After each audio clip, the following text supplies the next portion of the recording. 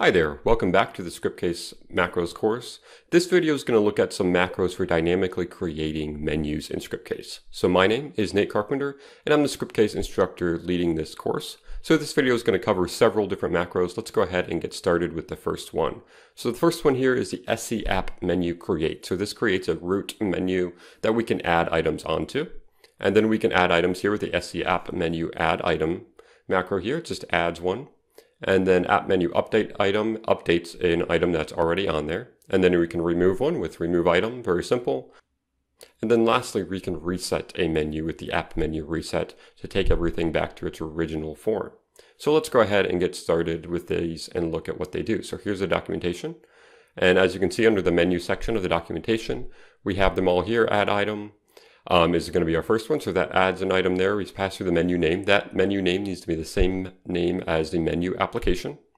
Then we can pass through all these different options here, as you can see, and we're going to look at how to do them. And let me scroll down to the next one. Create is going to create the menu name. And again, that needs to be the name of the menu application right there. So make sure those are the same, otherwise this won't work. And then you can check if an item exists here with the exist item. And as you can see, it just returns a Boolean if the item exists or not. So we're going to copy one of these systems and take it over. I have some macros already set up in our menu application. We're going to take it over and get it set up. And then we're also going to use our remove items with that exist as well to update and to remove items as well. So let's go ahead. So there's a remove item macro right there. We pass through just the menu name and then the ID of the item. And then you can reset the menu right here. Just pass through the menu name and it's going to take it all back. And then update item is our last one here. Passing through all the items that you would see with the add item, but this time you're updating them to an already existing one. So let's go ahead and take this update item here and combine it with our exist item here. So let's copy this example here. So it's just going to check if one exists, and if it does, then we update it here. So as you can see, I have some code set up here. I have the create macro first with our menu name. It's the same as our menu application name. Add item, and then add another item. So I'm adding one item actors and then actors form which underneath that, as you can see. So I need to make sure those IDs are correct and the menu names are correct. So the first name is actors, and I'm going to change that to actors form here in this next one.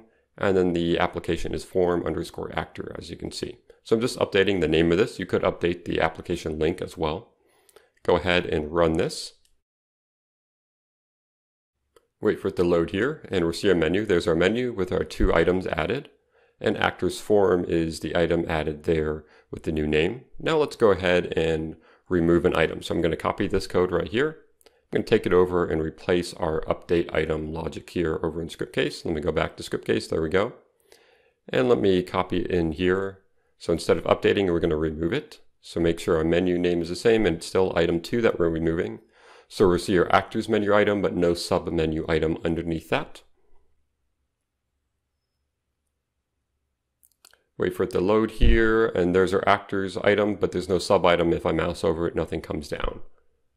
So that's how you update and remove items from the Scriptcase menu. Now we just need to reset the menu back to the default.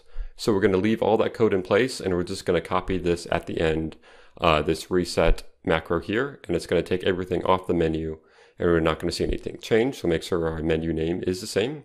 Go ahead and run this application just like we would expect. And there you go. So now we have a blank menu with nothing on it, as you can see. So that's how you dynamically create menus in Scriptcase using the Scriptcase macros.